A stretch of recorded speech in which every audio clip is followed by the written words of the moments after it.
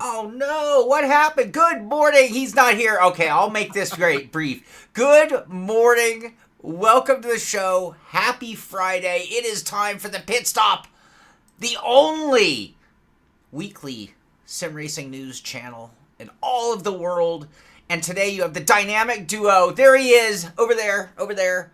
Amir Assad is joining me for today's show.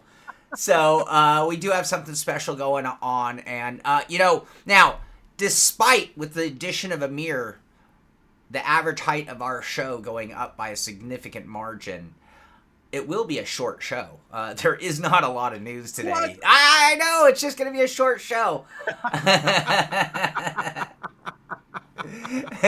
Yeah. I figured at least being 6'2", I might add like an extra 30 minutes to the show. Or no, is that not how it works? Apparently it works the other way around. I just did not. I okay. didn't get it, but I can tell you, looking at the list here today, there is not a lot to talk about. All right, let's get some good mornings out of the way. T-Pain, watching the Pit Stop today. How you doing, T-Pain? What up? I wish I could audio vox that right there. And I know, right? And big congratulations to Joe Rogan. He has made it out of the rookie class on iRacing. Just wanted to let you all know that little update on Joe Rogan Sim Racing World. Good morning, Tom Jones. Good morning, PS4. Good morning, Amir. I see you're right here with Hey, me. bud. David Yeah. Payne, Ken Estep made it to the show. Happy anniversary to you and your beloved Ken Estep. Yeah. Tom Jones getting in on the super chat. Wow, look it's at that. very Sean nice. And who else is here? I see Neil McDougall is here. I see that Dan DiMaggio is here hiding in the bushes. Damn. I miss Dan. Yeah, me too. B. Fife, Caitlin, and Brian Ostrike is here as well. Brian, let me tell you what's going on in Brian's Facebook page. The Sean stalking continues. I'm kidding. Whoa! Tom Jones doubled up. Wow, it's very nice. All right. So, how you doing, Amir? I'm gonna calm down good, now. Man. Let you take over. I'm good. Let you talk. I feel like it's been forever since I've been on the Friday show. It's been ages, but now with this new time, like I can actually make some time to be on the show. But it's good, man. It's just been busy. I flew back to the States last week to be with my kid for a bit, and then before that, just work, retirement, all this other stuff. So like it's just been a crazy hectic time. But other than that, I'm good, man. I'm happy. I'm excited. I'm glad that summer's about over, so I don't have to worry about this heat anymore. And then right around the corner we're gonna have a lot of cool stuff happening too. So Yeah. But we can talk about that stuff later on too. Good times. Yeah. Good times. All right. Well, actually, I mean, the first thing I want to talk about, we always start things off with Sim Pit business and what's going on. Mm-hmm. Obviously, we both have things in the background that we're working on. But this week's latest greatest was your review. Fuel the G-Force. Yeah. G-Force. Yeah. Cool video. I like the video. Yeah. What do you think? Belt tensioners. Is it? What are your overall thoughts?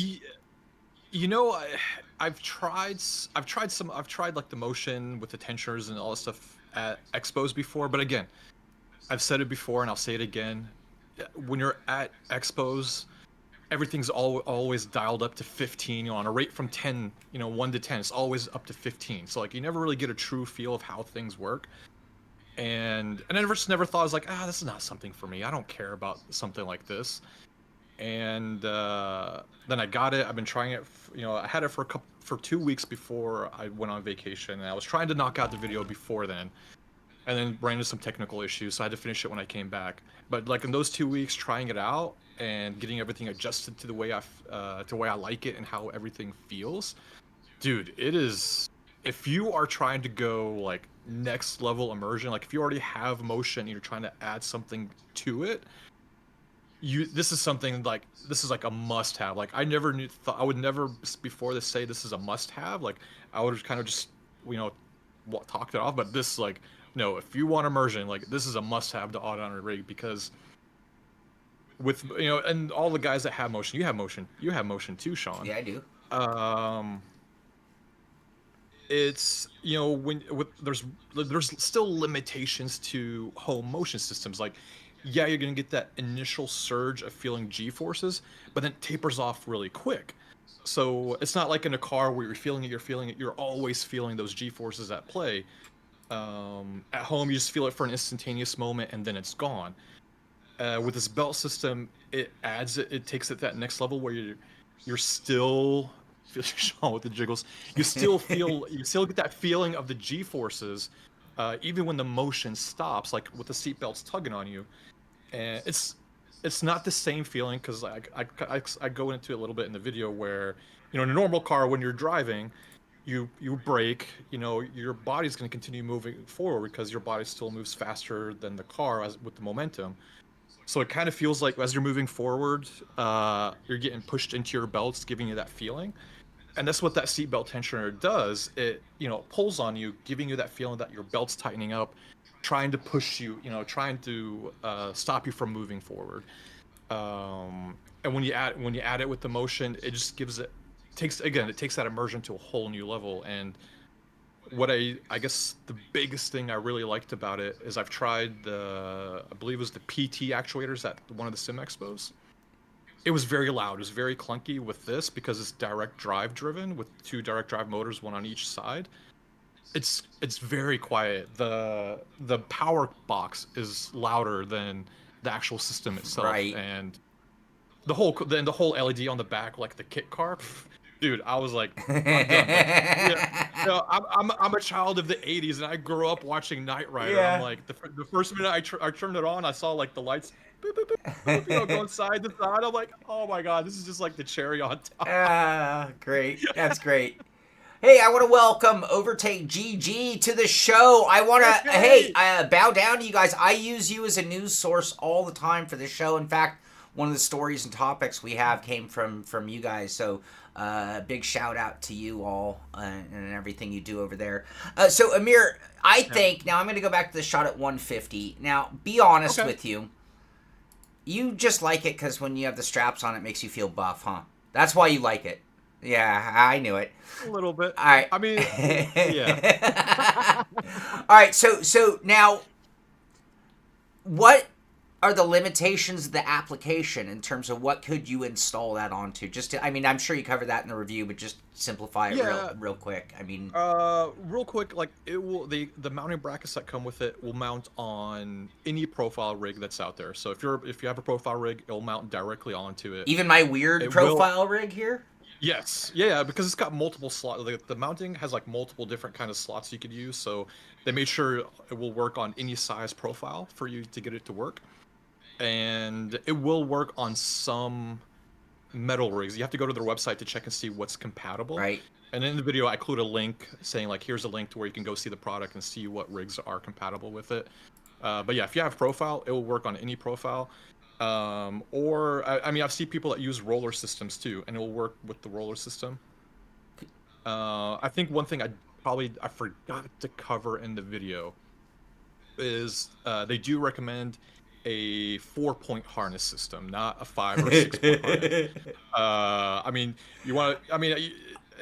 I understand why you need a 5-point or 6-point in a real car, but you still got to protect the family jewels in the sim rig. So, if you're thinking about getting this, make sure you look at it and get a 4-point harness, and that's what they recommend too. But it comes with everything else. What I really like too is they included adapters for your back seat, where your belts go through, so it doesn't wear out your seat or the belts and stuff. And like it's very slippery plastic, right? So it's not going to wear over time. So that was a really cool thing that they included in that package too. Yeah. Yeah, Dave. Is it a loud power supply or just it's louder than the rig? It's not necessarily a loud one, or No, the power supply is not loud, but when just sitting there hearing it, I can hear the power supply over the belt tensioner system working. Yeah. Yeah. The power supply is not loud either. Once you got your headphones on, or if you have sound playing, you're not going to hear anything. It was just me looking at it when I was, I wanted to do a check real quick to see how loud it was with no sound from the game, and I could hear the power supply over the bells working. Yeah. Okay. And Tom asked, very important question: did you do the 100% force feedback challenge with it? Uh, I didn't want to be sent to the hospital, so I will try. I'll try 100% on a direct drive wheel, but like I don't want to get choked to death. Right. So. Okay, so all right. Now my one Yeah. thing. Now I didn't use the cubic system, which is very intriguing, being with little direct drive motors making it happen. You know, you think of like the active pedal, right? You know, this is Right. a physics driven belt tensioner. The version that I've used of belt tensioners have all been natural on springs because you're using a seat mover. Right. Now, you still, I think with tensioners, you're going to be able to, you know, with the motors, you're going to be able to get a lot more effect out of it than when you're just relying on the motion of the seat itself. However, the one thing I will say, and I could really see it being hugely beneficial with the driven motors, especially, would be in oval scenarios. Because one of the most annoying moments in sim racing for me on a motion system is in oval racing. And its lack of ability to give you any kind of a sustained G. And then there's always even the backward thinking of, like, should you lean in or should you be forced outward with the G force? We could argue that in a whole other topic on motion sims. But, like, the fact that you just can't you can hit them when they hit the corner, but if you're at Daytona and it's a long corner, there's zero effect. And some would argue that in a car you don't really feel that you're in the banking because of the way the car drives the banking. But what I love is that you can give that effect with a belt tensioner system on, especially an oval, and it gives you that sustained G that just changes motion. I mean, you don't even need motion in that scenario, you know. And I would argue that it's one of these things that would convince you that you had motion, even if you didn't have motion. You would start getting some of those other it's trickery on the brain.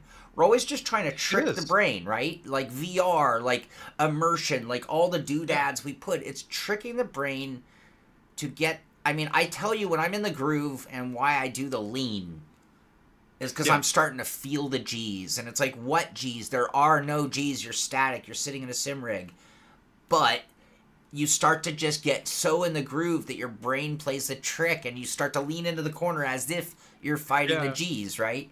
Anyway, all right, let's check in with some of the comments here because this is a great topic. I was going to go back. Tom and Dan, I'm sorry I didn't make it to your guys' places while I was in the States. Like, that whole trip was specifically just to spend time with my kid, and I had no time to do anything else.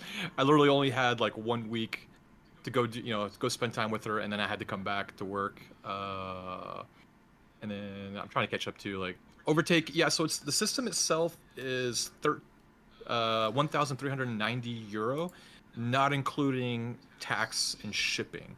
That's the price that they have on their website now. Other resellers, if they sell it for a different price, I don't know about that. But Cubic, that's what their recommended price was. A poor man's got a couple of bricks under the right-hand side of the rig. Oh, for oval racing, sure. You just need to make a Twisted Sister sim rig, right? Isn't that what they called the 1 year really funky lifted NASCARs? I think it was the Twisted Sister era. Yeah. Of it. Anyway, okay. So last question, and then we're gonna move on from the Cubic, and that's the only news this week. We already covered the cheapest direct drive wheel in the world, that being the Camus C5 last week, but aren't you afraid of AI? I mean, what if the Terminator thing happens and you're in the seatbelt thing and your computer's like, nope, you're locked down. No, I'm stuck in my rig forever. I have to race forever in my rig, right? That's why you have this. That's why you have the safety, the quick release on your seatbelts to get out, right? Yeah, the AI can software disable that somehow. You know it's coming. They're looking for the holes in our plan to be able to lock us down somehow. You know, keep putting those Bluetooth locking deadbolts on your house and see how that works out. I'm kidding. All right. I'm not. Yeah, it was. I mean, the cool thing I liked about it, and I probably have to do another video on it. I'm just waiting for them to. I don't want to get. I don't want to say it, but I like the fact that they also do engine vibrations with the seatbelt tensioner, so you can get those effects. the gear shifting where it tugs on you. But I know in their next update they're going to be releasing ABS effects with their seatbelt tensioner. So they sent me the beta update yesterday. I haven't had a chance to try it out yet, so I might make another update showing off, hey, here's my settings for the belt system, and then what I think of the new added effects that they're adding onto it too. And what I like about it too is you don't need a cubic system to use it. You can use it with any other motion system. So I do recommend you have another safety button in case you start Terminator comes alive and you're stuck in your seat, you want to get out. But that's what I like about it too. Is like it's you don't have to have the cubic motion with it. You can just use it on its own with any other motion you have to. I amazingly have no kill switches on my setup here. No. Dude, what would happen to you if Joa hits you from behind in one of the races? Which he does all the time. I mean, I know. Actually, realistically, in the last year, it'd be more likely that I hit Joa from behind. I mean, just saying. Well, I mean, last league, I'm not going to say anything, but I'm not going to say I was a victim, but I was a victim. Part of the pit stop, and the point of the pit stop is therapy, of course. We anybody out there who's suffering from carnage, post-carnage symptoms, let us know, and we'll console you through it, and help you get over it so you can get back out there on the track. Oh, everyone's going off on AI. Okay.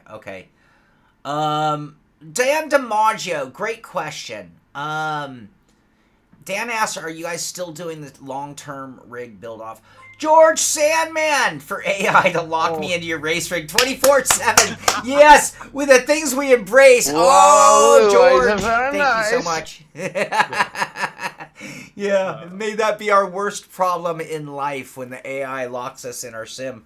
Sorry, honey. Nope, you can look, it won't release. I'm stuck. All right. Let's see here. Oh, going back to Dan. Yeah. You give your answer, I'll give my answer. Oh, so for me, I'm still continuing my build. Just running into some issues between real life issues about what was going to happen if I had to move or things like that. But I am continuing it. I'm in the middle of building my center dash. I've already 3D printed some parts. At first I had a prototype that was kind of like, yeah, I kind of like this, but then an incident happened where I was down for 2 weeks and realized like, oh yeah, that prototype's not going to work if I want to do it this way. So I had to go back to the drawing board and redesign it. But yeah, so I'm still building mine, and I've gotten other components that I'm going to add to the rig too to make it more immersive. In the name of science. We're always doing science. All right. I'm still building mine. Now I'll hand it over to Sean. I suck. So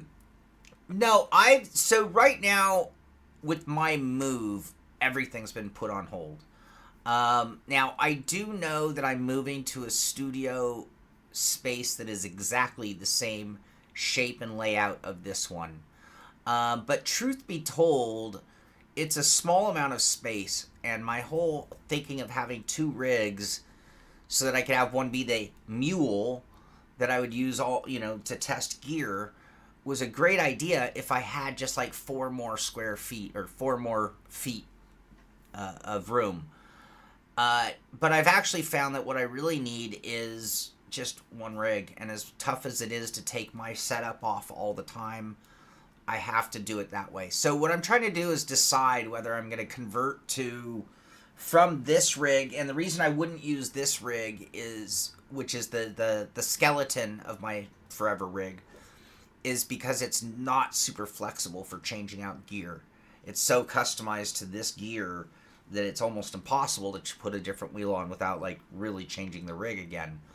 So with that being the case, I might switch to a conventional rig with a wheel deck and a million holes drilled in it so that it's just that much easier to change it out. Now with that said, I might not be done, because the gear that's on my rig has been selected for a good reason. Maybe there's a way that I can still do some of my dashboard plans, but I just have to think it a little bit more through, and I have to make sure that my new studio space is protected so that I can know that it's worth putting the time in. So right now I'm on hold, but not dead in the water. Is that fair? Yep. Long-winded version. Yours was more fun. You were talking about 3D printed parts, and I'm just like, Yeah. here's all my hiccups and problems and obstacles, and all right. Like I said, we're here for therapy. Yeah, yeah, we both kind of ran into issues that kind of like, slowed down what we were trying to do. Yeah, but I don't know. At least on my part, I know. Yeah, I'm gonna continue building mine up until I have to move, and then yeah, I know you're. I mean, you can pretty much move tomorrow, Sean. So you're just, yeah. Yeah, it's coming. David Payne, did I hear that Sean wishes he was 4 feet taller? That would make me like 9'5". No, I do not want to be 9'5". I don't even care how lucrative it might be. Obviously, be like a superstar in the NBA. No. I mean, I don't. I'll take 5'11". You know, you want to get? I'll take you. I'll be 5'9". Give me 4 inches. Oh gosh, did I just say that? I didn't just say that. Wow. No comment. Wow. No comment. Wow. All right, moving on. iRacing made some announcements of the new content for the new season build that's on its way. Some things that will be in it, some things that won't. Mm-hmm. Now they are showing off some of that. So, like right here, we're looking at some of the. That can't be iRacing. What are they showing me? That looks like a real picture. Don't tell me that's iRacing. Yeah. Don't tell me that's iRacing. Yeah, that is. No, with like multi-paint and rust and bird shit on the railing. I know. They're getting. Yeah, what they're showing you, the photo scan, is that the real life one, and then the actual what they built in the game? Is that what they're? No. Photo scan, final mesh. Is mesh just them putting together multiple photos, or is this mesh? Mesh is what goes in a game. The mesh is like. Yeah, the mesh is essentially what they overlay. Yeah, the wrap. The paint layers to. Yeah. It's the wrap for the keep it simple for people. I mean, I know they are working on upgrading their graphics engine too, right? So. Yeah, that's been a big push for them. I don't know if that's. Right, maybe maybe this is part of it too, but I mean that looks really, really good. iRacing has right. Rensport has the most realistic curbing effects in all of sim racing, but not to be beaten. iRacing has now developed the best bird shit in all of sim racing. Were we like, man? It's weird. Like we were talking like 2 years ago. Like, oh my god, look at the blade of grass. Yes, in iRacing. yes. And now we're talking about bird poop. Hey, there's nothing more realistic than bird poop at a racetrack. If you know, you know. All right, we're looking at some curbing. I know. Every time I walk out, drive in the morning, get ready to go to work, I go out. I look at my car. I'm like, oh. Damn birds. Looking at the curbing now.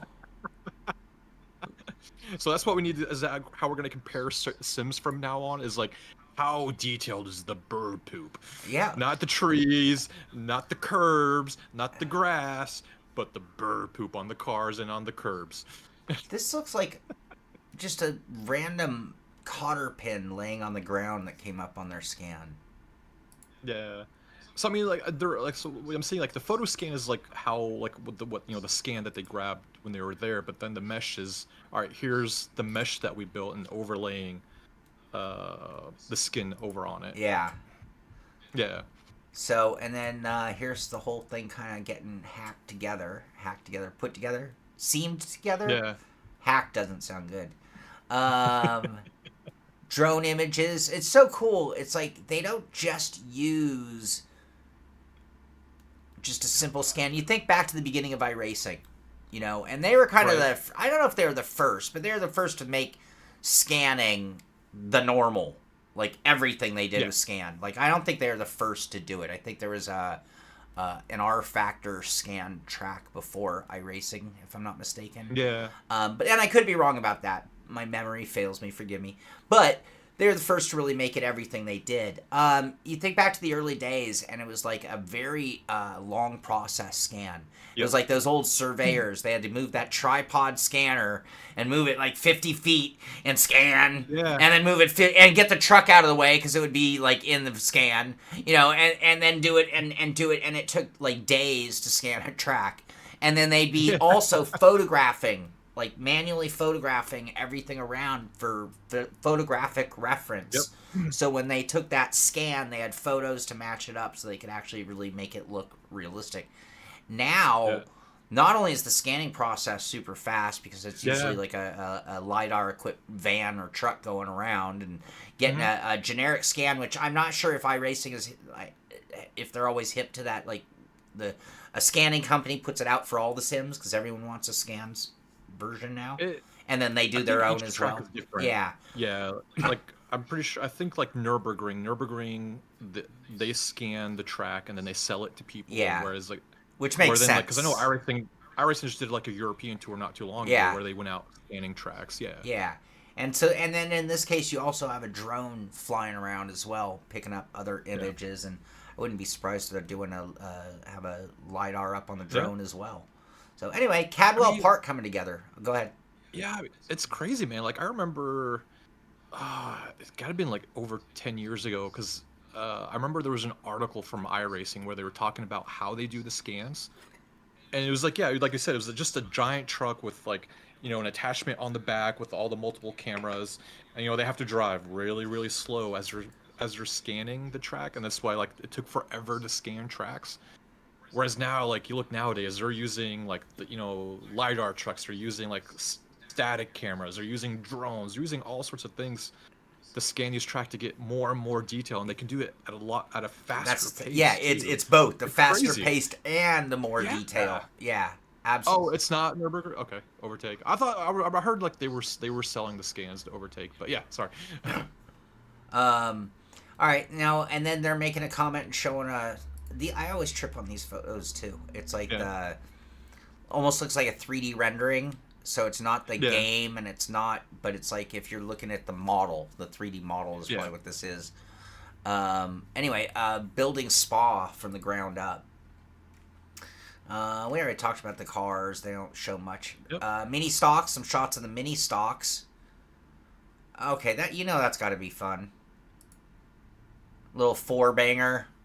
Oval racing, which I gotta tell you, if you're running some of the small tracks, I'd rather be in a mini stock than the big cars. I hate drive. I love oval racing, but there's nothing I hate more than driving a monster like NASCAR on like a stupidly small track for it, which they do in that series too.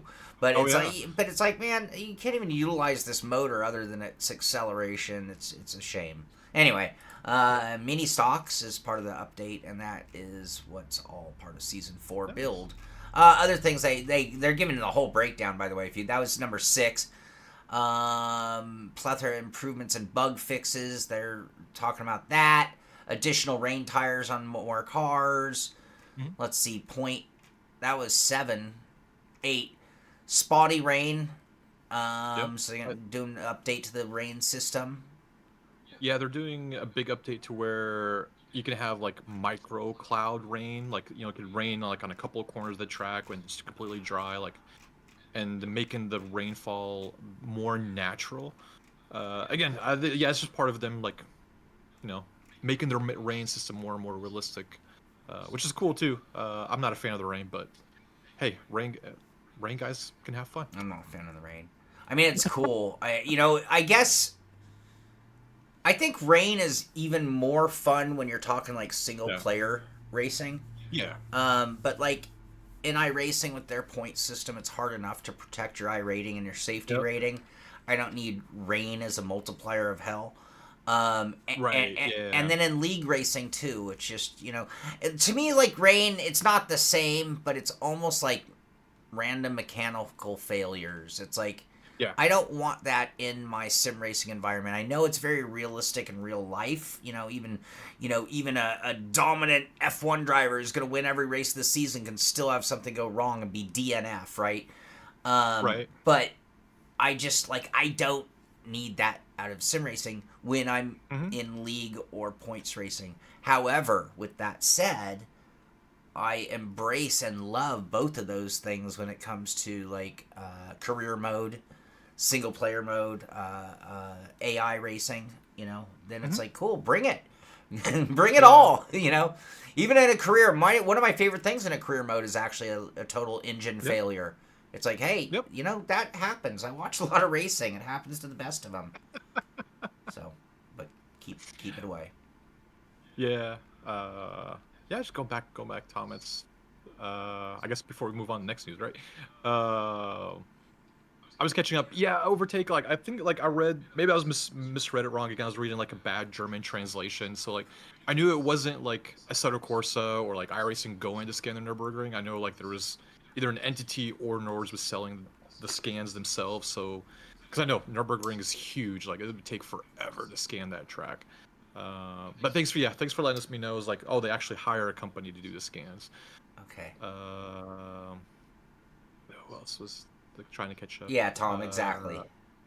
Yeah. Rain affects the score of all players, not only yours. Yeah. Right. It just so increases the likelihood of somebody like just like dive bombing into a corner is already a problem. Well, what if it's because the guy locked his brakes up and he's not technically dive bombing? He's completely out of control. Wilson,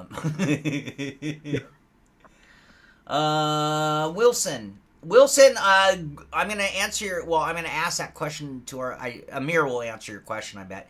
Oh, I don't know.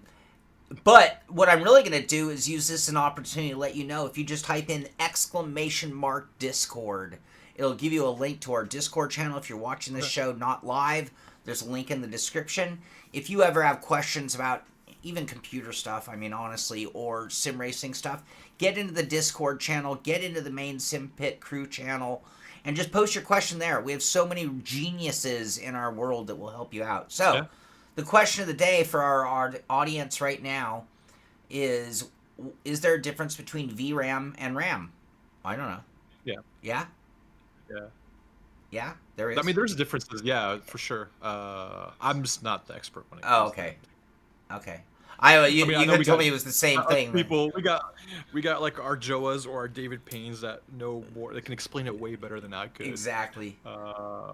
Sean Seabrand, I miss so many good mornings. I'm missing everything because I got Amir here with me. So you read through questions on chat. I'm gonna get some Joas here. Good morning. I know I've addressed you, but good morning, Joa. Good morning, John Hill. Theodore, good morning to you, and Star Fox, good morning to you as well.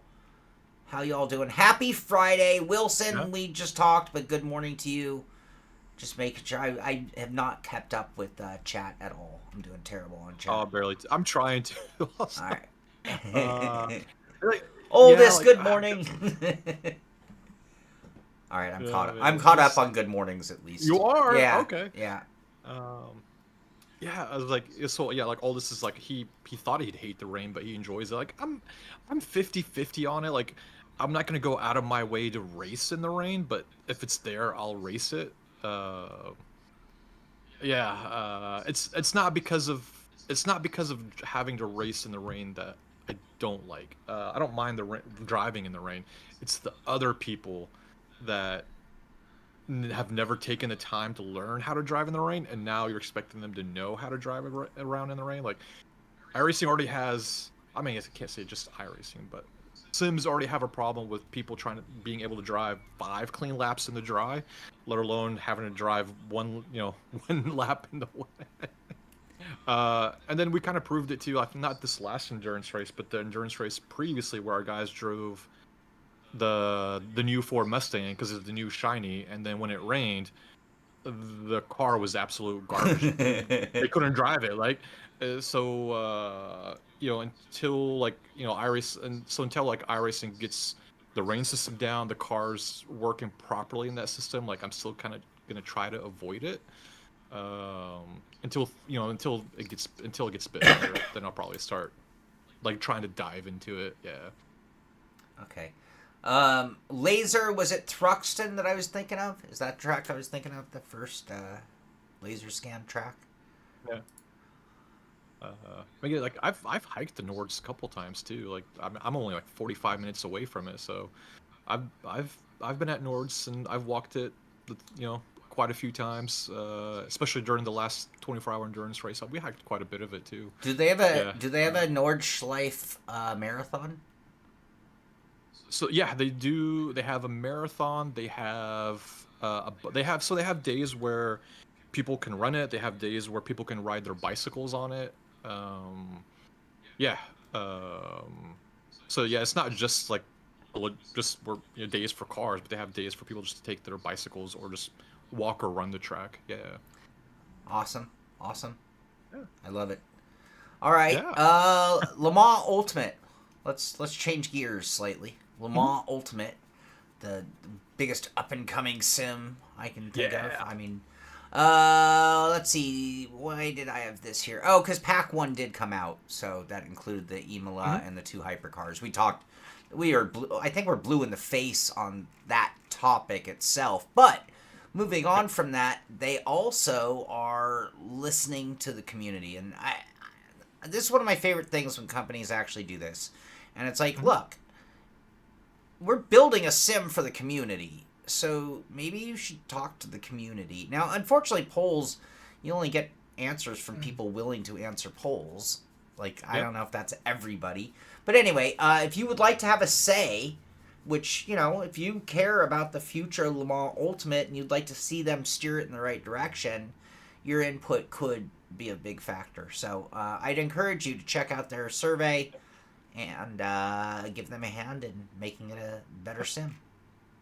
Yeah, I just posted a link in chat for people that want to take it.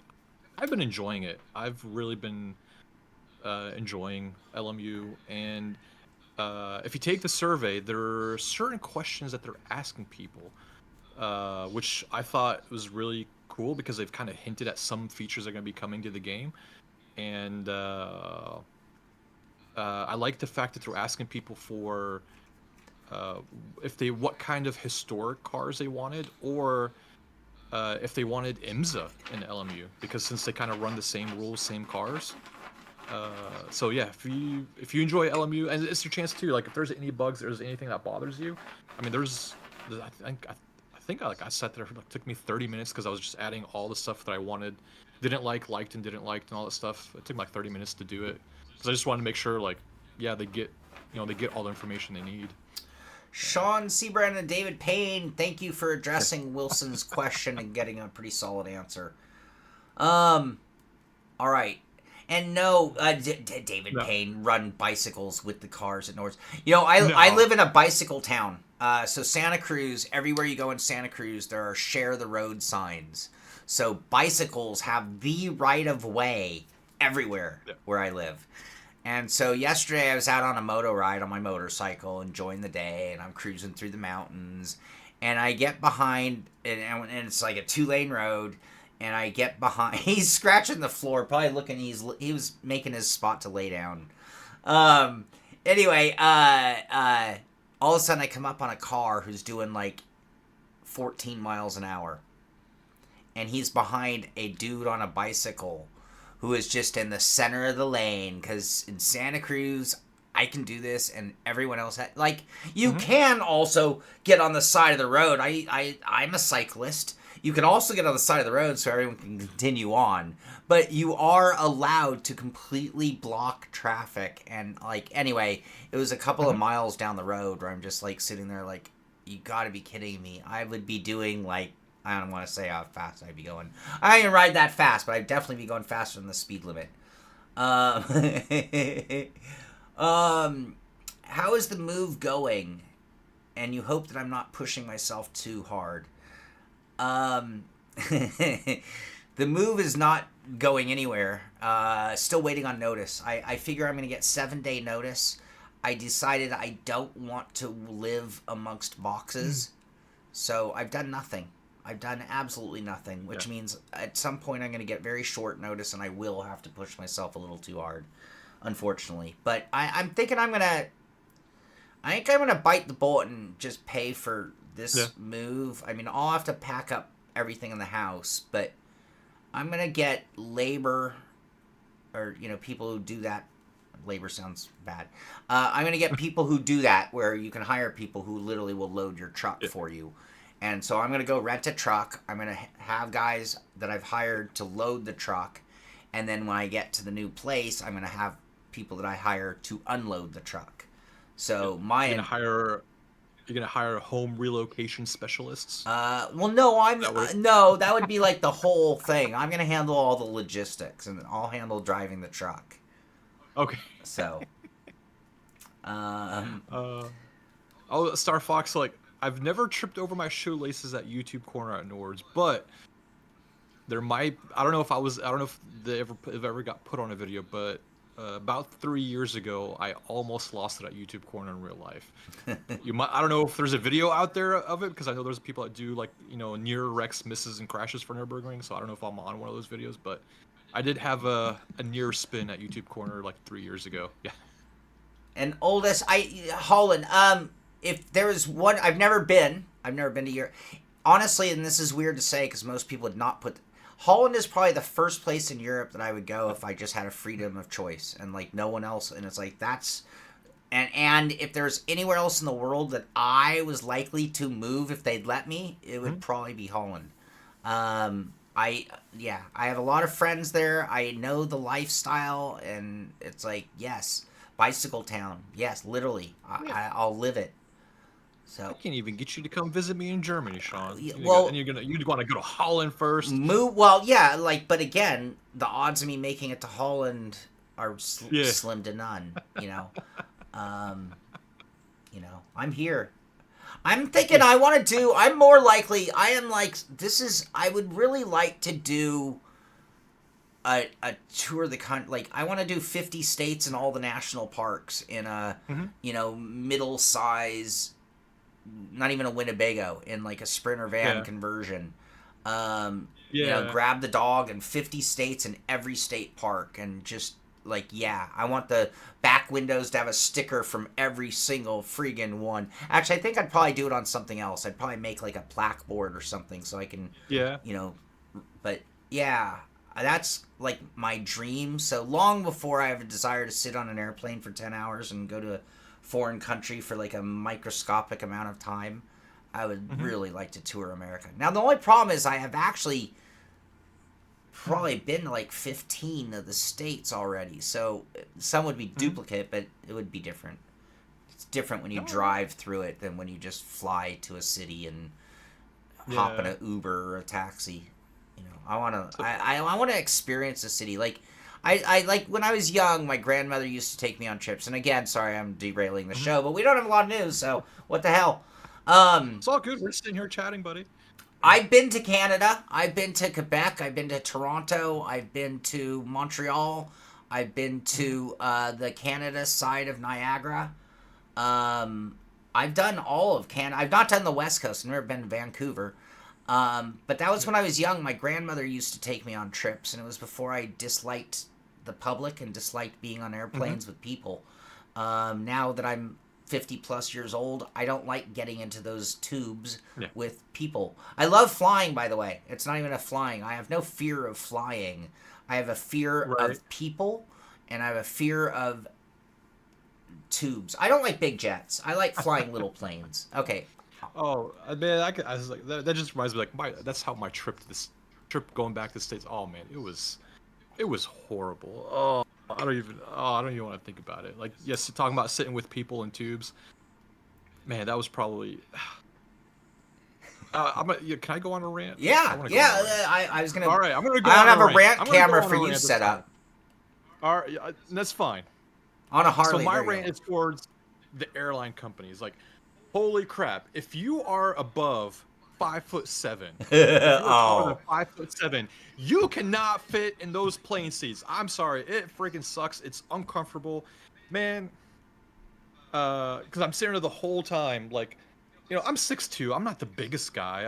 I'm like 210 maybe, and I'm like sitting there like all cramped like this in my seat because right next to me is a dude that's like 6'5". He weighs like 260 pounds. Oh, you guys are screwed.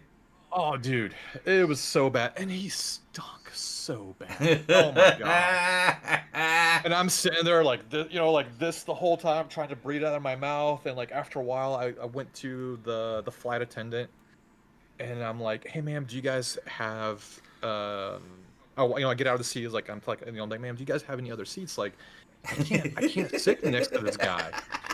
And she's like, "Why? What's the matter?" I was like, he just stinks. Like, I'm sitting there like covering my nose, like, and it was like, he's so much bigger, so I'm sitting in my seat kind of like this to the side. And I'm like, look, I'm a big guy. And he wasn't American, Leo, so no, he was European. I don't know if this is what you were talking about, but, and she goes, "Well, yeah, we have a couple seats up front." And I was like, "Cool, can I move into one of those seats?" And she's like, "Well, that's going to be extra." And I'm like, "What do you mean extra?" I was like, "Oh yeah, because those are premium seats. You're sitting in economy plus. If you want to sit in premium seats, that's an extra $300." I'm like, "Since what?" Like, and I was like, "Well, what's the freaking difference?" I was like, "Oh, you get like 5 to 6 extra inches of leg space." Yeah. I'm like, "So you're telling me I have to pay $300 more for like 6 inches of extra foot space? Like, even after the plane has already left and we're in the air, you're telling me I still have to pay more money to change my seat?" And I'm just saying, like, I was like, "Ma'am, do you have a face mask or something? Like, I am not paying this price. I'm not paying 300 extra bucks to freaking sit in a different seat. Like, do you have a face mask I can wear?" And I'll just sit there and I will suck it up. But like, oh my god! Like, since when has flying become so freaking terrible? Like, I'll tell you the day it is. I know exactly the Dude. day. You want to know when airline went to shit? I mean, it had been going shit. I mean, I remember when I was a kid, my mom used to make me put on my Sunday best just to go on a plane. Right? Like, Right. this is something that privileged people do. So this is like, 1980, right? And my mom's like, Yeah. "No, Sean, you on your best behavior. You put on pants and a nice shirt and you're clean." And then it just started devolving from there, right? But Right. the precise date that it really went to shit is the day they started charging for bags. Because that was the Yeah. day they're like, "Oh, why are we not just being straight up greedy?" So from the day they started taking bags, which was because of a gas crisis, by the way, they never retracted that. Next became the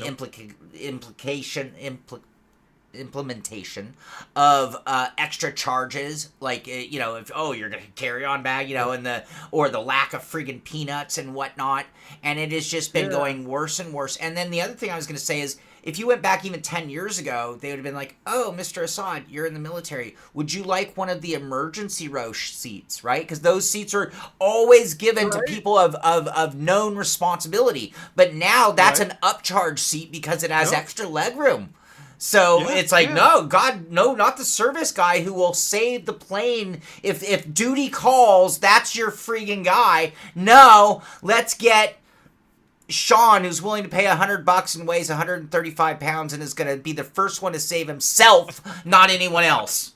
Just to be clear, I'm not a hero.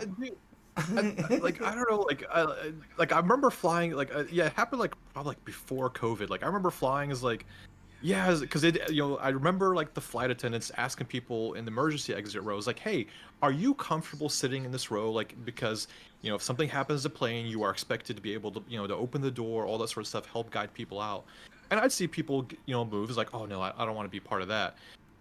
Like, now we're like, "Oh, yeah, I'll pay an extra $300 to sit in an emergency seat." Like, and that person's probably like, I hate to be an ageist, but like 90 years old, they're walking with a cane and they need a freaking wheelchair to move around, but because they paid the extra $300, they can sit, because like, it doesn't matter anymore. like this airlines, the seats have gotten smaller, the food has gotten terrible, and like it's, oh my God, I just like, oh dude, I was so angry, I was so mad. And like sitting next to this dude the whole time, like the face mask, doing this, and I'm trying to enjoy the movies, and because I can't normally sleep on planes anyway. Oh God, it just All right. No, I don't want. I'm done. Yeah, moving on. All right, no, I'm gonna hold one more. I just want people to know how much of a dick I am capable of being. So I actually can fit in a seat. So like I like can my knees don't hit the seat in front of me. And I can actually flip the little on the seats that have the little footrest thing that you can flip down. I can use that, or I'll put my bag down there so I can just put my feet up on my bag. But here's the best part, and I'm sure you know this, Amir. As a little guy who's not scrawny, I'm not scrawny, so even though I'm short, I am a normal. I'm almost like a midget. Like I'm like proportionally, you think I'm a lot bigger than I am. But Tom Cruise. Yeah, kinda. Well, on an airline, it allows me to get my elbow further back than a big guy. Yeah. So when you get stuck next to some little guy and you're like, oh, thank God, look, it's a little guy next to me. Except for you sit down and realize that I've already taken over the armrest and I will never let it go. Ever. I will fucking dominate. I am such a jerk about armrests on planes, and it's a total Napoleon thing. And then I'm sitting there laughing at all the big people. Sorry, but I spent my whole life being little. So it's like anytime somebody's like 6'2" and they get on a plane, I'm just sitting there going, ha ha ha! Yeah. Oh, now are all those advantages now. All right. Well, so I try to do that. I mean, one thing like I still do like about flying like American Airlines, like not American Airlines, but like just American Airlines in general. Like at least like because I'm still military, like I get to board the plane, first. Because I'm not shy about it. I'll put my ID card into my passport. I just walk right up. It's like, let me through. Yeah. Right. So I can get to my seat. Yeah. Put everything up. Pull my headphones out, my phone, my tablet, whatever I got with me, and I sit in my seat. And I'm all comfortable. Like I'm already watching my movie and everything, and I'm hogging the armrest. Yeah. Like, and then I would see the next person come through. Is like, sorry, bro, I'm here. It's such an evil thing. It's sad I have to do that in order to feel comfortable on a plane. It's insane. All right, now I will end this. Now I will say there are two things that would get me to fly again. Mm-hmm. If anyone's willing to pick up first class travel, I'll fly anywhere in the world, by the way. So if they're willing to pay for first class, which is an obscenity when it comes to money, by the way. And then the other is, if we had a private jet, I'm in. Yeah. I flew on, what was it called? Sweet X. Okay. It was like a small thing off of JetBlue, and I was so afraid. I can't remember what it's called. It was like on one of those Embraer like 3, but it was like there's only like 20 seats on the plane. And it was like first class service. So but they have like a really small, they only fly to a few cities, so it's not a big thing. Yeah. Anyway, I hate flying. I hate the tube. I hate sitting in seats next to people for hours, especially when you don't know who they are. And nowadays, sorry, no, I'm not going to go there. I was going to get on a little political rant there. Caitlin, Sean has someone push him on the plane in a stroller so he can board early with the families. Yeah, all of a sudden I can't walk. I carry a cane. I'm like, oh, I need attention. Do you have overflow for first class? Pathetic old me. Right. All right. Moving on. Right. Look at that. No news. We're at 54 minutes. There we go. I love it. I know. And we got a rant in, too. We're good. Yeah. All right, so this is cool. This is Overtake GG. Motorsport games to accelerate efforts for Le Mans Ultimate console versions. I didn't know that. Did you? No, that was news to me. Yeah. Normally they send me updates, but I didn't even get anything from about this one. That's pretty cool. Yeah. Well, because you'd have to be like a real journalist to find this, because you'd have to dig it out of their Q2 financial report is where you would find this kind of information. So me, somebody who combs the Twitter sphere looking for like today's information. Yeah, it's not digging deep enough. We need a bigger staff. If you'd like to be a reporter for the Simpit, do that deep digging of Q2 financial report stuff, you can. Anyway, I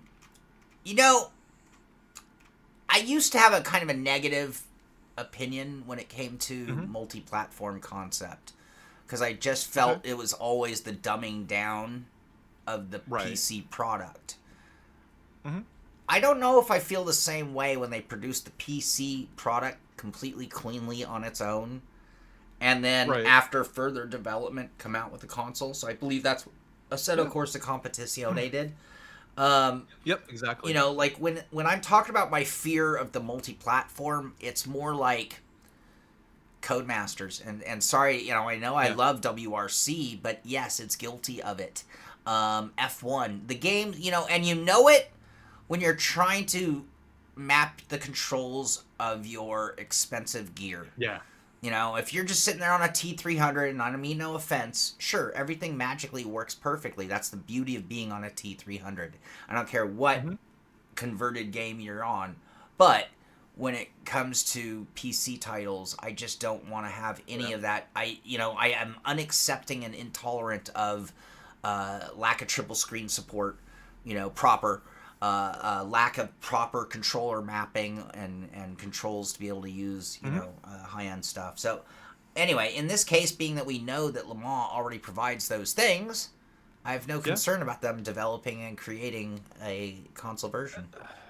It could go both ways. So yeah, we can use like the example of Assetto Corsa Competizione, where essentially the two games are completely separate. You know, they have their guys, you know, they work on the PC version, then you have the console version.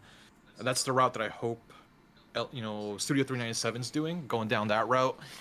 Because, I mean, you remember I mean, it's not a sim, but you remember Wreckfest. Yep. How amazing was Wreckfest when it first came out? Yep. Yeah. And then what happened to it once they did the console update? It killed the PC version of the game. Yeah. And completely, I'm not going to say ruined it, but damn near ruined it. Yeah. The figures, I mean, the physics were still okay, but like it felt like such a downgrade. It is literally when I started playing it with a controller instead of a wheel. It was Yeah. like from that update on, I never used a steering wheel again playing Wreckfest. Yeah, same. Like, I mean, Wreckfest is still fun, but it's not the same as pre-console release. To me, pre-console release the game was amazing. They never had to touch anything ever again because of how great of a job they did with it, and then they just dumbed it down because of consoles couldn't handle it. Like, I mean, I really do appreciate what Studio 397's doing with LMU. With, you know, keeping the community updated on what's going on. Here's what we're trying to do. Taking the feedback from from the user base, and trying to be as transparent as possible in everything that they're doing. Because I mean, this is going to be a make or break for Studio 397 or an MSG. Like, this is going to be a make or break title for them. So if this doesn't work, I don't really see a future for them. So yeah, I hope they do the right thing. Yeah. But it could be a good revenue generator. I'm not sure. You know. Yeah. Here's the other thing I wonder. Like, I think the word Le Mans has a lot of pull with the PC sim racing crowd, because that's your hardcore sim racing. I don't know if the word Le Mans, certainly not in North America, maybe internationally has more power, but I don't know if that title has the power and pull that it really needs sitting on the shelf at Best Buy, so to speak. Yeah, I mean, I think I could see it probably rebranded, kind of like what they did with ACC, because originally it was the block plane, and then it just became a GT title. Yeah. Maybe, and then, looking at their survey, like if IMSA does become part of LMU, like, could they retitle it, and now cater to the American crowd with IMSA? Because I know, like, IMSA's been growing exponentially in America. Yeah. Like, I think it's probably becoming one of the healthier racing series in America, with all the new introduction of the hypercars and everything else. Like, its popularity is skyrocketing. So, I don't know, maybe it's, Studio 397, if you guys are listening, like, I would make IMSA a priority and, bring it into the game and bring it, to the PC and console if you want to really grab that American crowd and capitalize on the popularity while it's still hot. Or maybe change the name to Ultimate Racing. Yeah, or that too. Yeah. So, all right.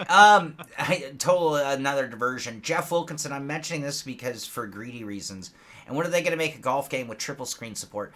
That's a good question. But more importantly, I literally went on a thing where I bought 2 or 3 different VR golf games hoping that one of them would play nice. I read a bunch of reviews. I bought the top 3 and returned all 3 of them because none of them could play for shit. And a word of the day, by the way, is shit. Apparently, so sorry. And Already demonetized. and I ended up getting rid of all of them, just buying miniature golf, which entertained me for just long enough, and then I haven't played it since. I'd love a good VR golf game if anyone knows of one. That's my point. Going back. So Callum is saying he heard the graphics suck in LMU and Toke on the PS1 is better. Care to comment? Whoever told you that was lying. I know who it was, and I'm just gonna call him a fangirl of a certain sim title. So, yeah. Good morning, Sim Racing Den. I'm doing well. Hey, Mike. And Leo, I good, didn't say good morning to you either. WEC and iRacing, that'd be cool. All right, Let's see here. Although we gotta link up Sim Racing Den because I'll be there too. I'll be there for the whole time. Yeah. I'm a first class ticket and a 6-star hotel away from joining you. I mean, maybe I can maybe throw you on some military cargo flight. On some C-130 that takes 24 hours to get from where you're at to me. Are you okay with that? That sounds like the furthest thing from first class. All right, here we don't have seat belts. That's the best that I can do. That's the best that I can do. We don't have seat belts for that seat, so hold on to that cargo net. Well, I mean, we can strap you down. On my last desert trip, I learned how to strap cargo and stuff down. I know how to strap. I can strap you down. Fnatic had invited me to Sim Expo, and they were going to pick up the first class ticket and accommodations, but well, you know what happened. Maybe that's why that all happened. I don't know. All right, more out of Le Mans Ultimate. Only 13, and I say only 13% of Le Mans Ultimate players have purchased DLC. Does that seem low? Very low. What is the normal conversion? Anyone have any idea in the world of gaming what a normal DLC conversion is? When a company does DLC, when do they get back to their shareholders and say, "Look, we hit 40% DLC push. We're happy." I have no idea what normal is, but 13 sounds small. The other thing, when I see a number small, or what I would think would be small, it makes me think, what is their, active user, for the amount of people who bought the game versus how many are active players? Is there a correlation between those two numbers? I would think there would be. So, interesting.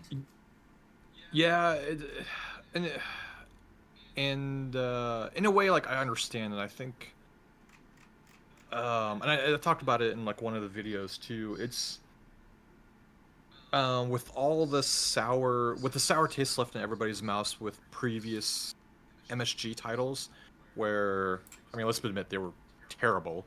To see LMU come out with Studio 397, which that kind of hurt them already with sales already, and then they were supposed to be a full release back in February. Then they went to early access, and now it's still in early access. Now they're charging people, for DLC during beta or early access, whatever you want to call it. I can really understand why there's only 13% of people that bought it. I can really understand it. It's just the history of MSG, as I guess, is working against the new regime of MSG and Studio 397. It just, I wish people gave this sim a bigger chance, because I think it's great. Does it still have issues? Yes, it does. But we're seeing a company that's very active in fixing all the things. They're listening to the community. With Stephen Hood, has been doing a great job keeping everything on track. So I wish people gave it a better chance in playing it, and I think they would really enjoy it if they tried it. But I completely see people's other side of the point. I don't want to pay for DLCs and all that stuff while it's still in early access. Yeah. Sure. And maybe I'm wrong, though, because here's the quote from Steven on the topic. But in terms of overall sales of this DLC content, this is his words. I'm happy to report that already around 13% of Lemon Ultimate users have purchased this content. Once again, underlying the community's sentiment surrounding the product. All of this has been achieved with no paid marketing budget, he continued. So, yeah. That's pretty impressive. Joe Dynamite says, Golf Plus is excellent. Plus, you can talk to people, and if you're going to do it, the Deadeye Golf Grip Adapter for $40 is a must. I might have to check that out. And then also added to that, Quester Oculus. I'm on a Rift S, so that should work for me. Yeah. Okay. In 2022, DLC sales accounted for 13%. Holy crap. All right, Star Fox. I hope this is from Google, published on June 6, 2023. In 2022, DLC sales accounted for 13% of PC revenue and 7% of console revenue in the US. DLC boosted monthly active users overall by 11. So that's even more important. Not only does it, 13% is like apparently the industry standard, so kudos to them there. But it also is a rebirth of the game of sorts. So you not only do you get those sales, but you see a lot of people maybe shelve the title, dust it off, and fire it up on account of the DLC. So that is relevant and important to, active users. That's awesome. And that's really cool. All right, well, great. Congratulations to them on, if that's the normal, and if it's the normal, and that's great. Yeah. All right. I dare you all to go do it. You could win. Sure, you could win. This is the new AMG Mercedes or AMG Motorsport Virtual Championship. Welcome to the Mercedes AMG Motorsport Virtual Championship. Sign-up's right there. Look, all you got to do is sign up. This is going to be the first season of the Mercedes AMG Virtual Championship, centered around fun and adrenaline-fueled action. Push your limits in the ultimate virtual motorsports competition and race to glory. Find out more on this page and register now. Well, what's the format? The format is 3 different sims. That's the main thing. Now, they're going to have, so it's a winner for each sim. It's not like... I would love to see a virtual championship that they literally force the same drivers to do 3 different sims. Right. Like this is the guy who just gets sim racing on a level no one else does, right? Because anyone can be... the physics differences between sims, and you'll see this, look at your esport championships. And there are actually very few of them who play other sims. They're either an iRacing or an ACC or an R Factor or an F1 guy. And not that they wouldn't be good at it because they're good at sim racing, but to be at that peak level. Anyway, Joe Rogan already won this championship.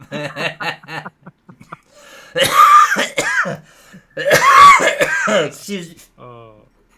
No, and I completely understand your sentiment, Dirge. I don't think that's if you don't want to pay for DLC for an unfinished game, that is a perfectly valid, 100% agreeable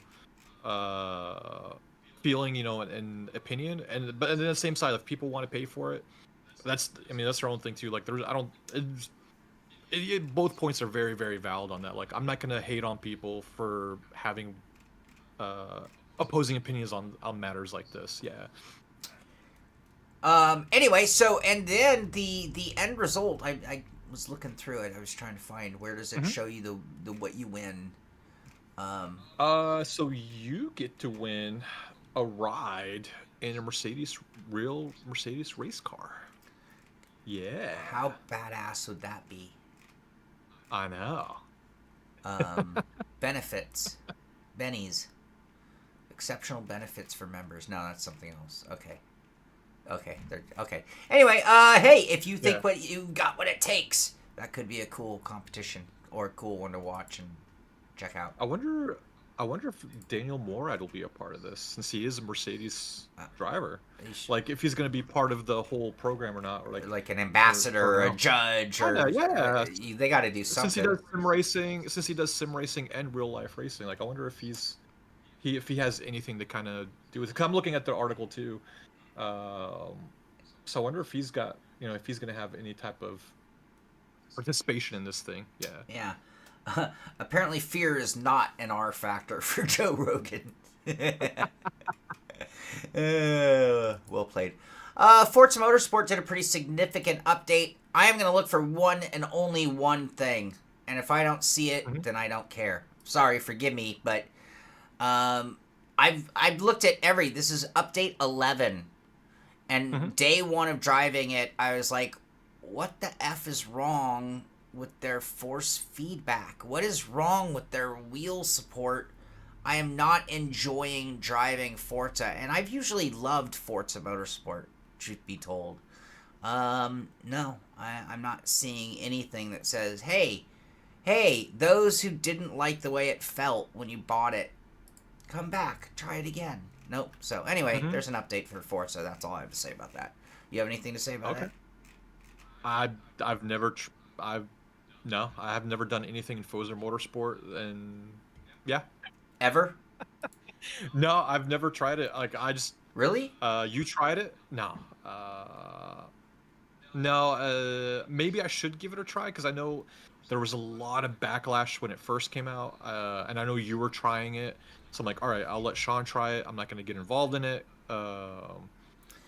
And Was it Forza Motorsport 5? Was that the one? I haven't played.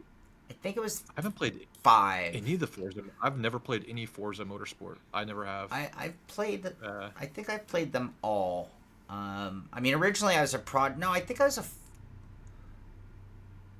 Was I playing? No, I was playing Forza, and then someone got me to start playing Project Gotham.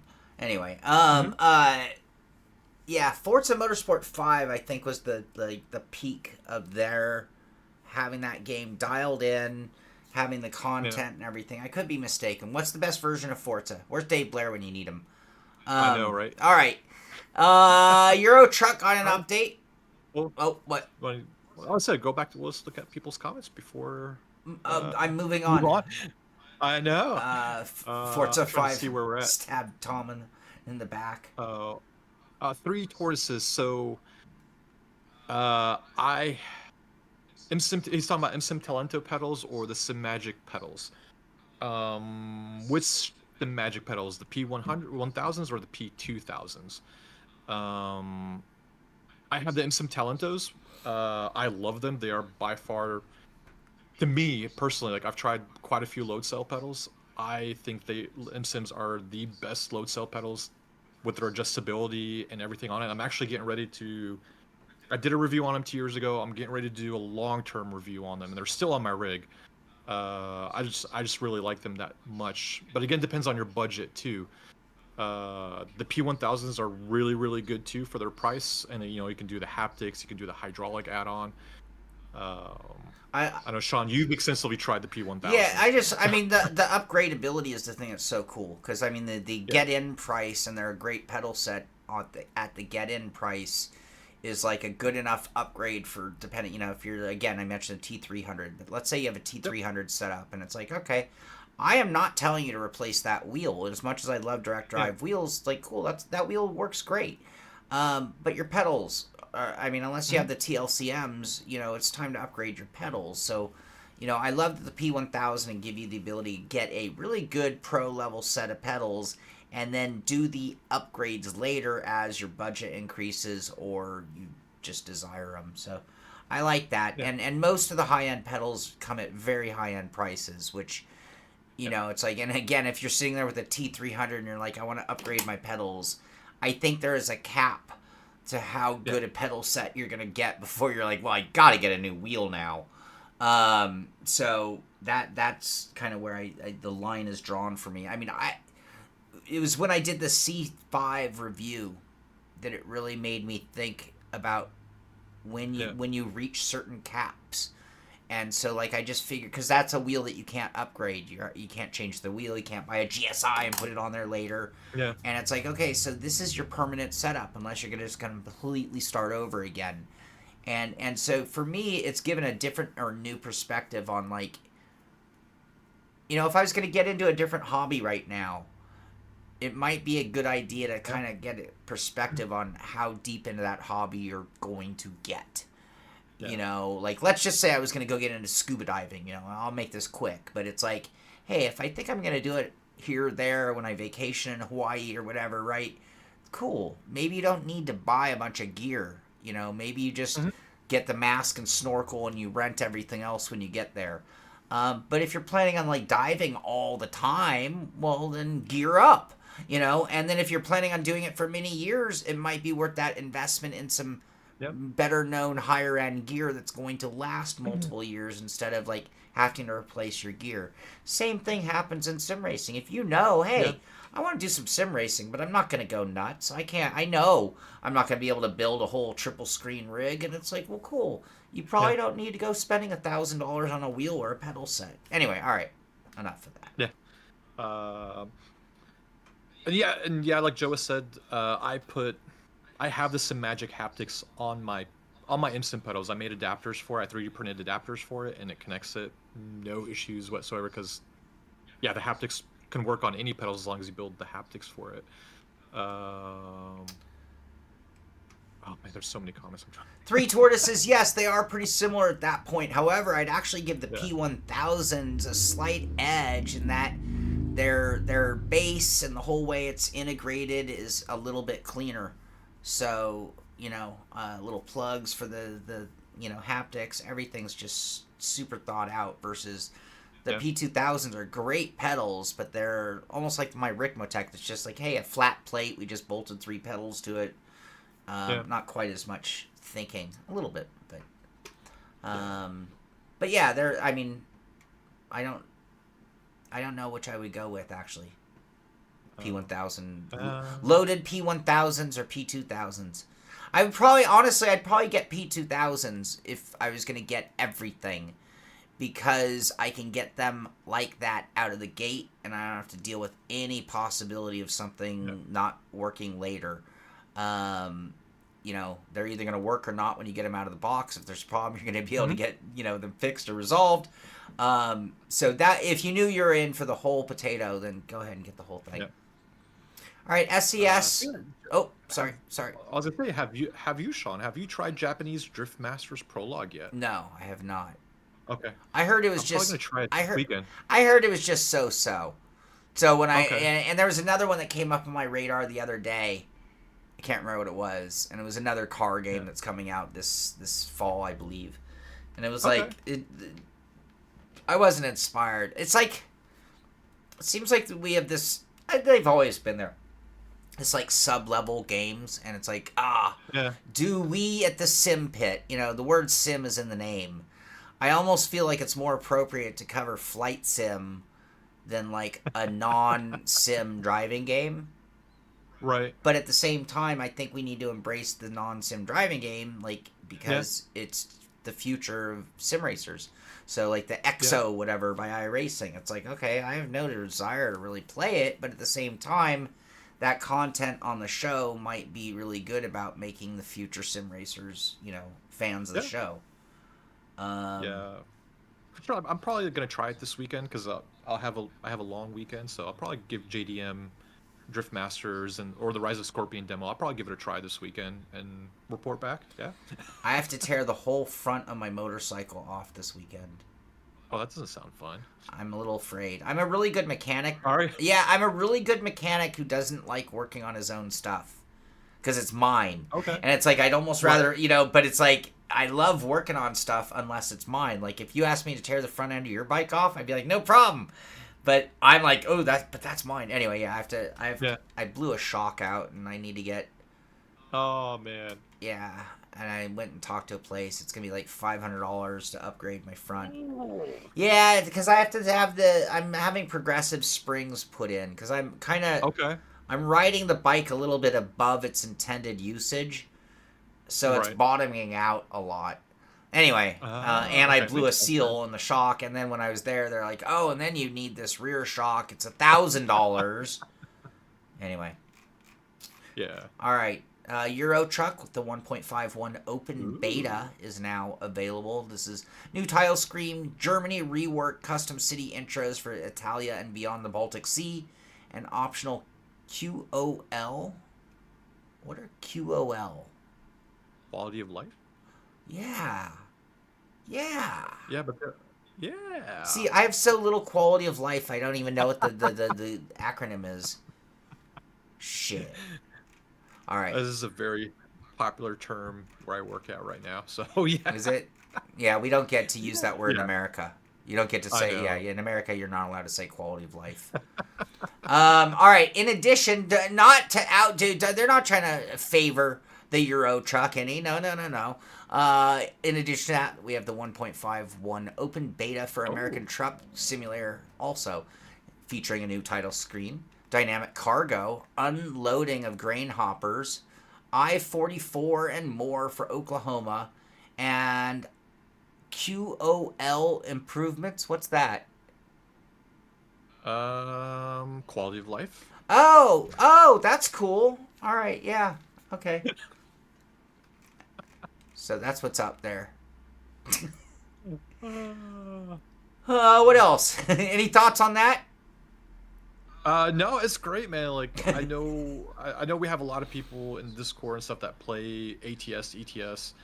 And I play it off and on, like when I just want to like unplug and just like zone out and kind of like not have to really think too hard. It's a cool trucking sim. I like. Wow, it's very nice. It's great to see this title. Like these titles, they've been out for how long now, and like constantly bringing more. Wow, it's very nice. The sim, like The most supported sim, I think. Even maybe rivaling iRacing, let's say. oh, for sure, Yeah. 100%, man. David Payne. Wow, David it's Payne very nice. giving me a little QOL. Yeah. Thank you, buddy. David Payne. All right, I was not going to say this, but I just can't help. I feel so bad for the girl. PS4 says, ray gun for president. No comment. I feel so bad for that poor woman. Oh, what were they? Anyway, okay, I'm not going to touch it. Anyways. I'm not going to touch it. I already touched it too much. And Star Fox, you take that back. Star Fox says, might be time for a more serious bike. Just saying, KTM. KTMs are such temperamental bitches. There is no bike. There is no bike that can replace my bike for my needs and issues. I've been waiting. I was literally talking about this. I'm like, look, I had no intention of keeping this bike. I thought I'd already be on my next bike at this point, but they don't make it. I cannot ride a Tenere 700. It is a really big bike, and so when you strap 60 pounds of luggage onto a bike and then ride it off road, you kind of need to be able to hold it up in the air. Yeah. You know, I can't ride a bike that big. If I was a better rider, I could, but I'm not a better rider, and I'm super short. So the only bike on planet Earth that can actually like almost keep up with my buddy's Tenere is the Adventure 390. So I was really hopeful. Sorry, it's a version day. No news. The CF Moto 450 was going to be my, or CF 500 was going to be my, like, I was very hopeful, but it's a Chinese brand, and it's their first year of making the bike, and then it turns out, even though it's a twin, it doesn't actually make more power or torque than mine, so it does have a better standover height, and I think it has more ground, suspension, but I don't know. It's not necessarily the better bike I was hoping for. So yeah, training. I need them, John. I'm not very good on a motorcycle. I'm not. So when I try to do adventure riding, I spend most of the time on the verge of somewhere between scared and panicked. That's most of the time that we do this. Yeah. Do slingshots count? You mean like the original, like the slingshot mountain bike? Oh, you mean the car? I love that thing, man. Oh my god. I don't think it would do very well over roots and rocks and things. Yeah. Yeah. I love slingshots, but I talked to you like we did, yeah. I tried them out. Yeah. Like, oh my god, man! Like we did one on I drove one on vacation, and like oh my god, I had so much fun in that thing, and like I come back and I'm like trying to look up KT, the slingshots. Like I want one, and like come to find out like they don't sell them in Europe anymore. I'm like, God, yeah. It's so fun to drive. So Star Fox, the downside is my bike. So my 390 only makes 43 horsepower, but my buddy's big Tenere only makes like 70.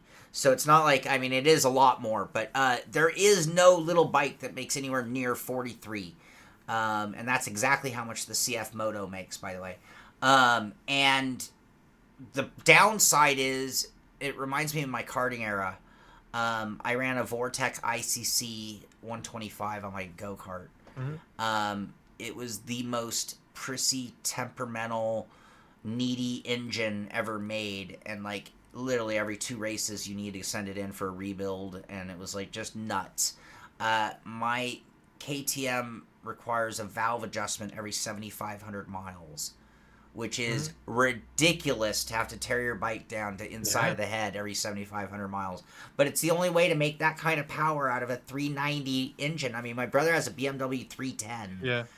And my bike can keep up with the T7 better than my brother's 310 can keep up with my 390. That's the difference in the tuning. I mean, it's just such a tuned motor. That's kind of what KTM are they over-tuned. I mean, like, I wish there was a different bike. I'd like to be, I mean, like, Dave Blair, I'll do moto talk all day long. I almost did a moto show and quit this. Dave Blair has a KTM, not a KTM, a KLR 650, which is like, if you want to travel the world on a motorcycle, that's the bike, because everyone has them. They've been in production forever. It's the most dependable, awesome thing in the world. But it's not a great adventure bike. So it's like, what do I'm on a bike that is super temperamental on something that you do rugged work with, and I'd like it to not need that. But again, there's no replacement for it. I was again at the shop yesterday talking suspension, and they actually, the people I'm talking to are big fans of the 390 as well, and it's just it's a rare bike. It's just it's got its problems, but it's a cheap bike. That's why it has its problems. But I actually learned that the big WP suspension is made by KTM. Anyway, the big bikes have the same problems. It's not like this is inferior. It's just smaller, it seems. All right. Yeah. We done with motorcycles? Because, again, I'll do that one all day. I'm already planning my next trip. We might do a trip after the move. Nice. All right. Moza. Yep. I'm doing upgrades on my bike. Moza is doing upgrades on their hardware, and I saw a post by Boosted, so apparently the wording did cause a little confusion, because everyone thought this was like the R12 V3, which it is not. It is, they are doing a software firmware fix. Basically what it is next gen 3.0 force feedback algorithm for enhanced realism, and this is specific to the R12. Now, I don't know why it's specific to the R12 and not the R9, the R5, the R3, the R15, the R21, R16, R21. Maybe that's coming. Maybe it was just one at a time rollout. I don't know. But if you do have an R12, they do have their next gen force feedback, which is cool. And I believe they lowered the price on the base. So the R12 is now down to $499, which for 12 Newton meters... I said it way back when. I'm like, I think I got shit for this way back. Do I need to rant this one out?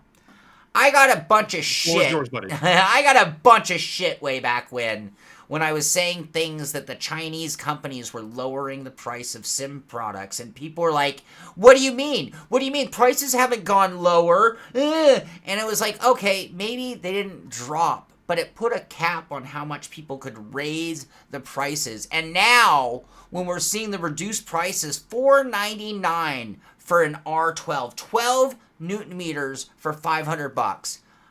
I mean, tell me that hasn't brought the pricing down in the direct drive wheel market. Has it?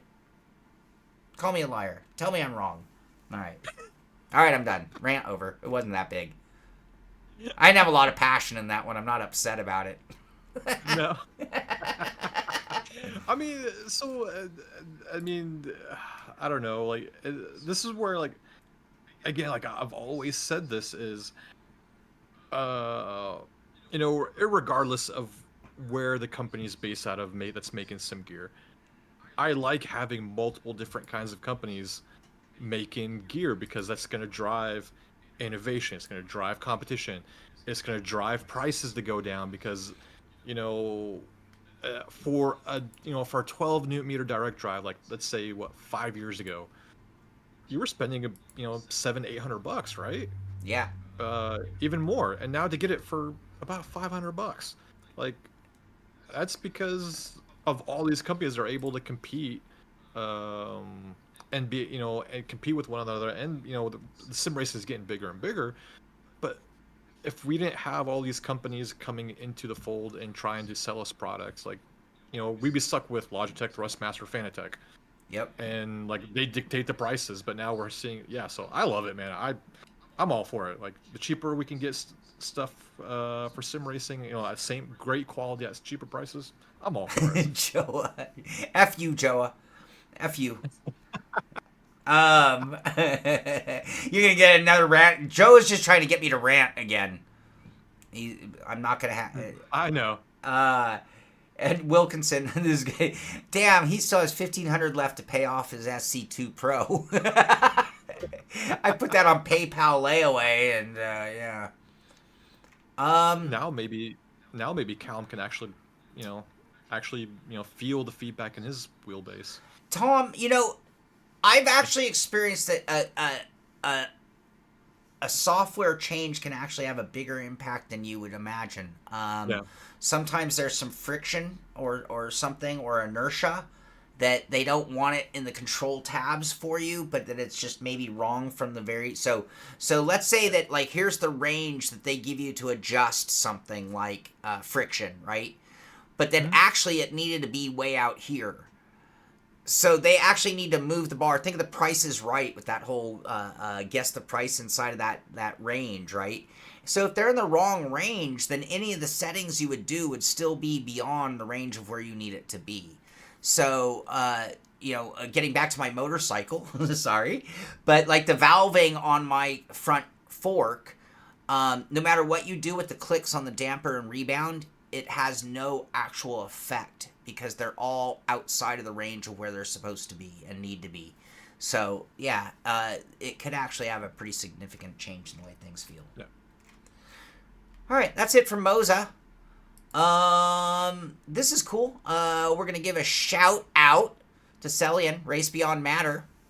Yeah. He did a cool setting. So one of the big news last week was the new 360 hertz response time from the SimMagic wheelbases, and changing their force feedback. So that's all software as well. Mm-hmm. If you think about it, you didn't have to buy new hardware. The software made the change for you. Anyway, with that, it changed the way the wheels felt for a lot of people. And so Race Beyond Matter put out his personal iRacing setting. So if you tried it out and thought, it's cool, but maybe I'm not getting the most out of it, you might want to try his settings. I mean, I would definitely trust him when it comes to that kind of stuff. Yeah. Gav, welcome to the show. He's asking, will the Moses stuff ever come to PS5? He needs it because he's afraid to buy Fanatic. I don't think so. They just seem to be very on an Xbox or PC plan. Yeah. So I don't know. Like I don't know if, like, when you go to negotiate with Microsoft, are we at the point now where, like, they'll give you a better deal if you're willing to not support Sony, or vice versa? So I know they both charge so much money that it actually makes it really hard to make a wheel compatible for either of the consoles, because you're spending so much money in licensing that the profit margin of the product is no longer manageable. So, like, if you were going to sell it as a PC product, this is the price I'd have to sell it at. The exact same product with nothing more than Microsoft licensing all this way sudden it's up to here. Well, that kind of sucks for all the PC users that could be literally buying that wheel for $100 less money. So Yeah. I don't know, and I don't know what shenanigans are going on right now behind the scenes from Microsoft to Sony on the exclusivity or proprietary or any of that. Are they, or is it just a straight fee, but we can only afford one or the other? And I don't know. But Yeah, yeah, for sure. And I mean, I'm pretty sure console compatibility will come to them eventually. And then going back to regards to the Fnatic situation, or Fanatec Fnatic, I would wait. I would wait probably like another month or two, and probably I'm sure that's when more news is going to come out. What's going to happen with Fanatec? Because right now nobody knows. Like, yes, there are videos out there people giving their take on what's going on,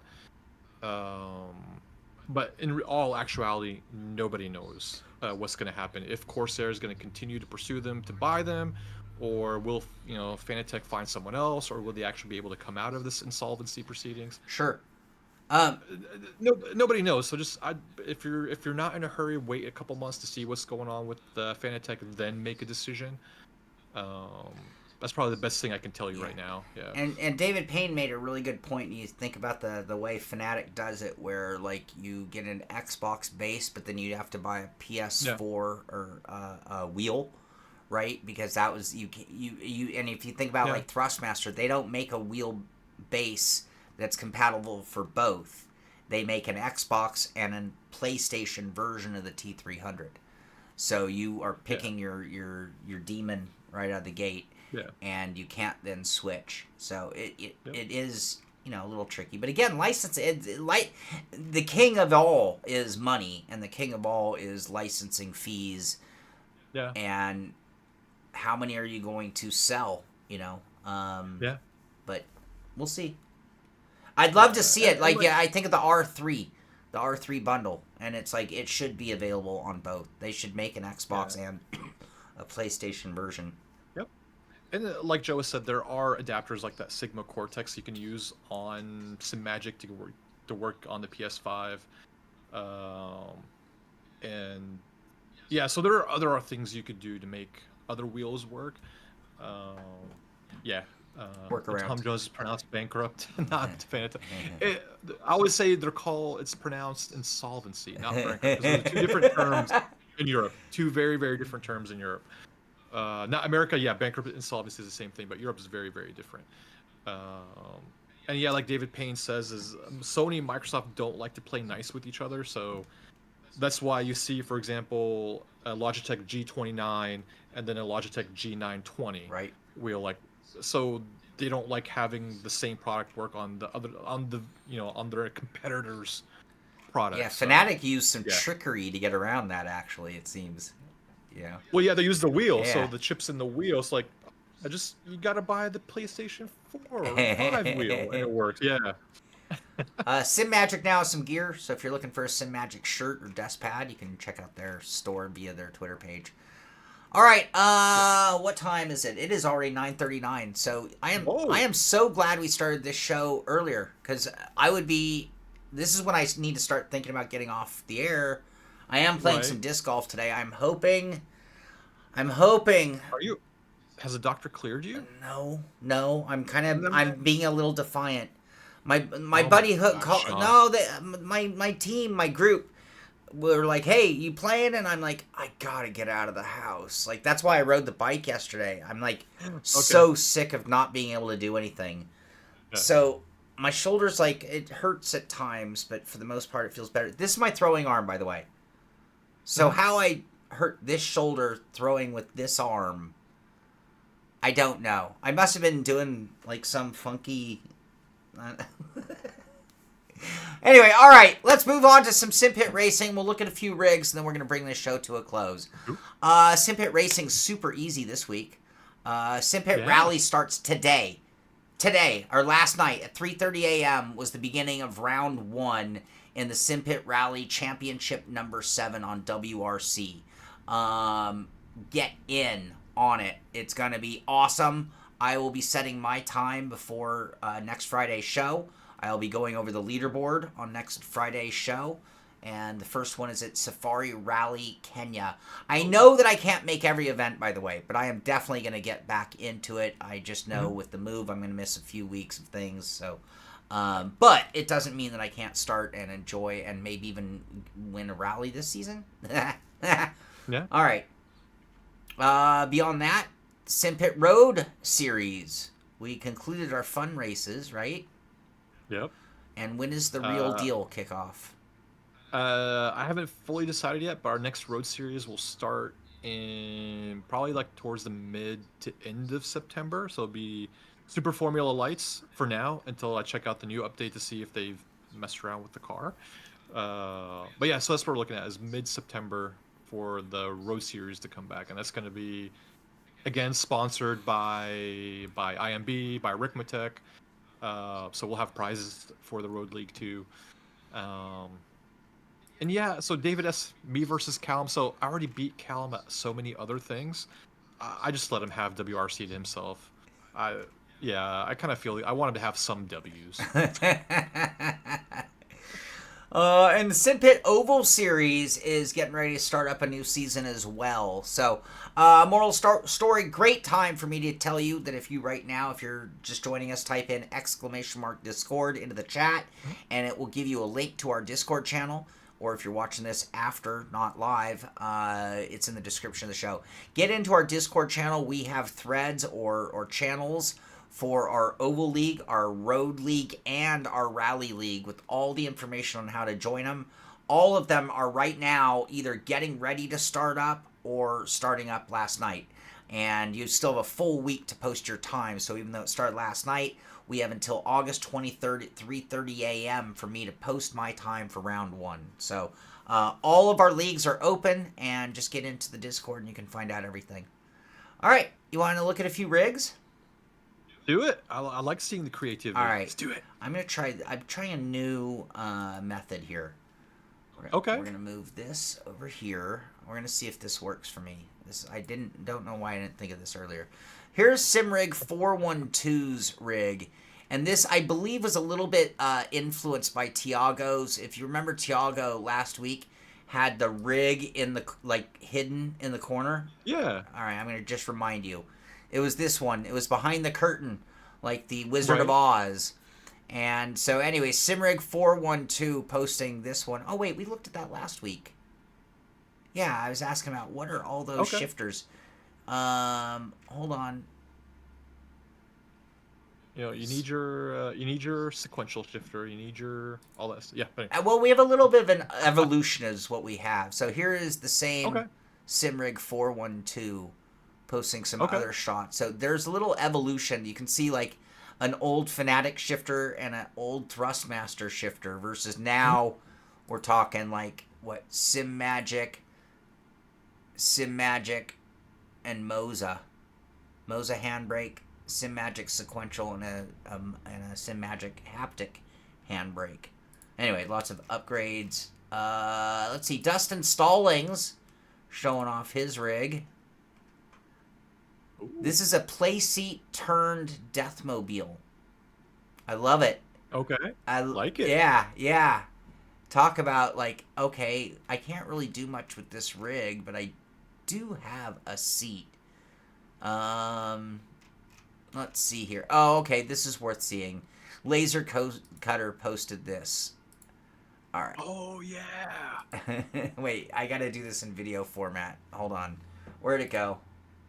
Downloads. All right, check this out. This is like for me. I'm 5'5". I can fit in that door. Oh, Joe Dynamite brings up a good point. We didn't do the finale of the Road League results, the Fun League. We didn't. That's right. Yeah. Okay, I'll pull that up. Look at this. Okay, wait, we have another shot. But yeah, This is like the Hobbit rig. that is insane. Yeah. My girl ain't a Hobbit.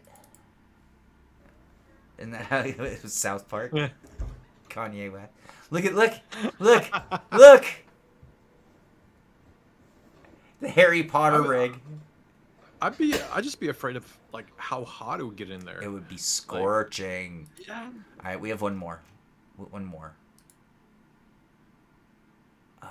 Download. Oh, no, download.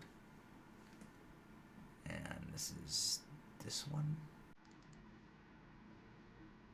No, this one.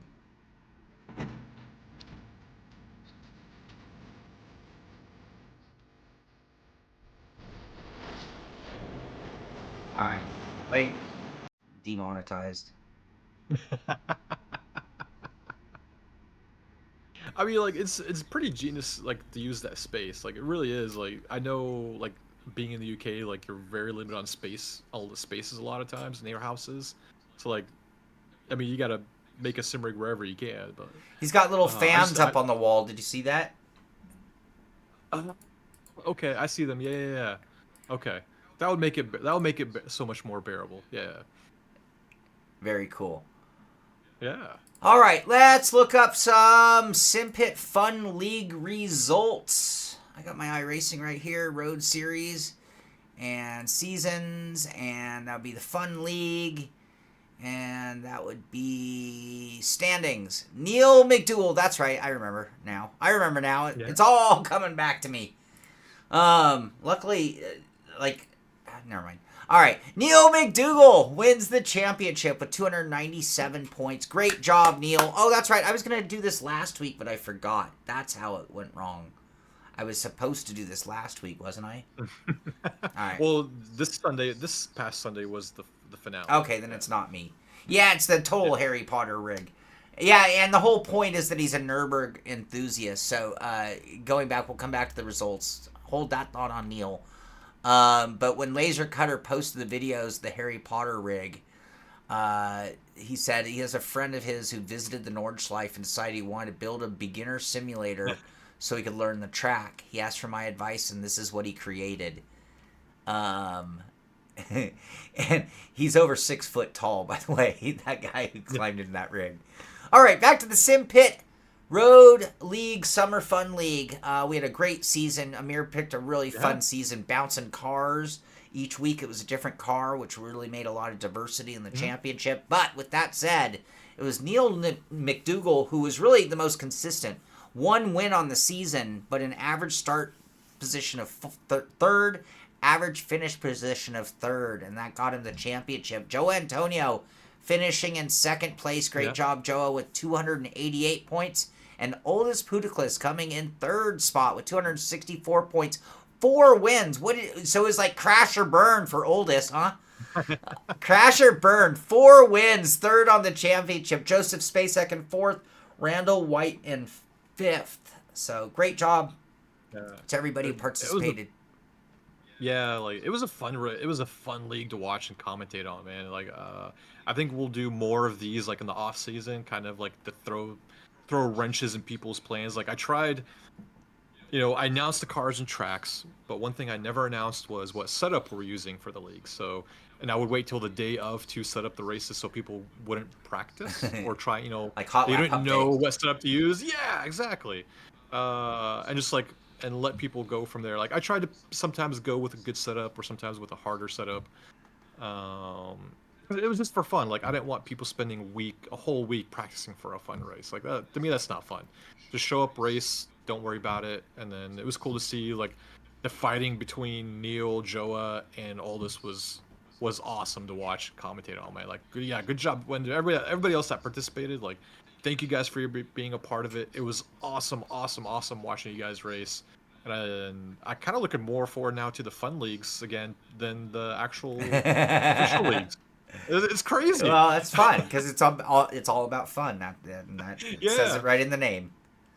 Yep. Awesome. Well, if you want to join us for our not fun. It's all serious league starting up soon. Be sure to get into our Discord. Anyway, that is going to do it for today's show. Any other thoughts from you, Amir? No, yeah, it was great to be on. Great to have some fun with you, Sean, and chatting with everybody. It was great, and I'm ready to enjoy the weekend. Yeah, me too. I got to go work on my bike. I got to go play some disc golf, and then I got to work on my bike. So, lots of plans. Anyway, everyone, great show today. Thank you for all the great input and engagement in the chat.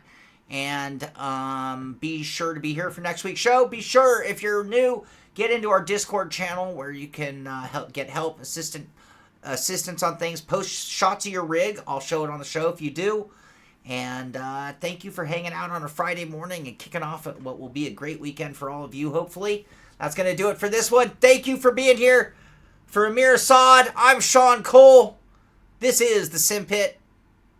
We will see you. I forgot. I did it all wrong. Oh, we see you will see you on the track. Have a good weekend, everybody. Bye-bye.